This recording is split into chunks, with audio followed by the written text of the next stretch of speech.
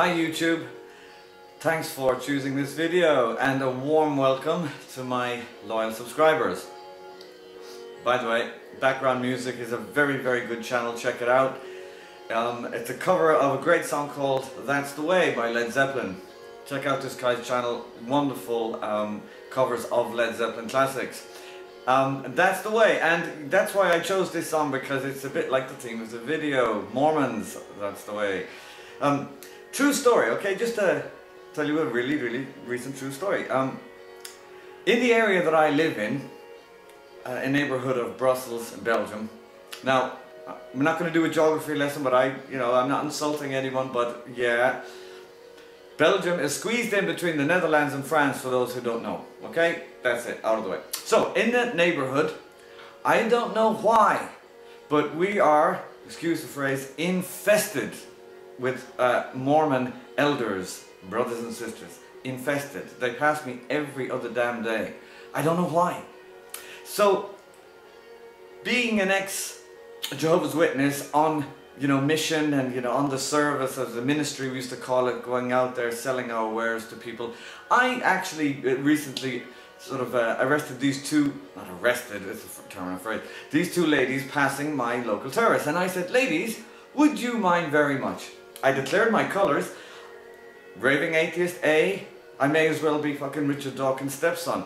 I told them what I was about. I asked them, would they mind very much coming to our apartment with my wife and I, and doing a little interview, just doing a little interview because they get so much bad press, of course, and negativity and hatred and all of that. So really my proposal was very altruistic and very generous. I really did. I said to them, look, would you mind coming up? Because I used to be in your shoes, only like we call it Jehovah's Witnesses, but it's like your badge is different, but it's the same kind of stuff.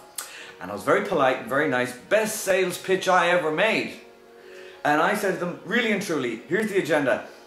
And I promise not to pose any explicit existential or metaphysical questions. What I want to do is to show that atheists don't have horns, that we are not so polarized, that I would not even invite these Mormon guys who are all about selling into my house, sit on the couch, snacks, no alcohol or caffeine. I wouldn't even smoke in their presence. I respect all of it.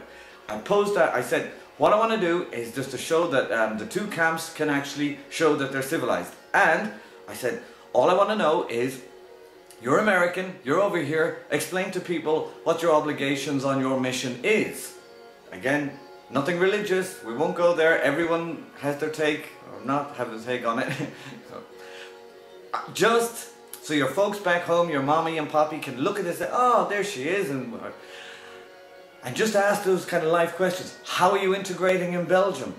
How are you getting on with the language? They spoke French. Well, I have to. And those human questions, how do you feel about it, the food, everything. Just sort of a real life documentary. That's it. They just so happen to be Mormon missionaries. They wear, okay, the only thing I said is like, you wear the word elder, what does that mean? You can explain to people. Because it's a bit unusual theologically, for very young people to have elder printed on their badge. Because even by the standards of the witnesses, elder, it's kind of logical, would be sort of an older person, more experienced. Not a question of age necessarily, but voted by other people as being highly spiritual and committed or something like that. So the automatic tag of elder seems a bit strange, and kind of to explain that to people, not to insult or anything else. So the two ladies in the street seemed wide open to my suggestion and said, yes, that's a good idea. And as I explained, normally witnesses are never allowed to do these things. So that's it, and so I understood that. So I said, check with your elders or whatever, or just check it out and let us know. They seemed very amicable and very open to the idea. I think they really wanted to. This is the point of the video. These guys, I'm not saying they're trapped in this cult, but they really wanted to. Maybe I was ultra charming, I don't know. And I gave them enough securities, and I said, you're two girls, so you think I'm trying to pick you up or flirting. My wife is going to be there, and I said, bring a guy, bring a chap. you know, just the gender balance. I left it with them. I had everything set up for a Saturday morning, and I get a message back. Dear Sky, thank you very much for the thing, the invitation, but we cannot do it. All the best, or whatever. And that's how it turned out. So just to, you know, the purpose of this little video is just to, you know, to illustrate that point. You know, they're not doing themselves any favors, you know, by not opening up to people. As I say again, I was not going to talk about anything existential, metaphysical, religious, or anything else. It was just a human interest story. And they're still having permission to do something like that. And I guess, again, you know, like the witnesses, this is what I fucking detest. I mean, it's the most innocent thing in the world. I mean, it's a question of being inside. I would have done the same interview in the street. And I said to them, if you don't like the question, if you think I'll double cross you and suddenly come out and sort of attack Mormonism, I said, if you don't like it, you can walk away. But they wouldn't even do that. So, like, how are these people, you know, it's all one-sided. They're selling their shit on the street. Which, okay, now I'm sort of not being so polite, because it didn't turn up. It's my agenda. I just find it so incredibly annoying every time they pass. The witnesses were bad enough, but Mormons. Here's their card even.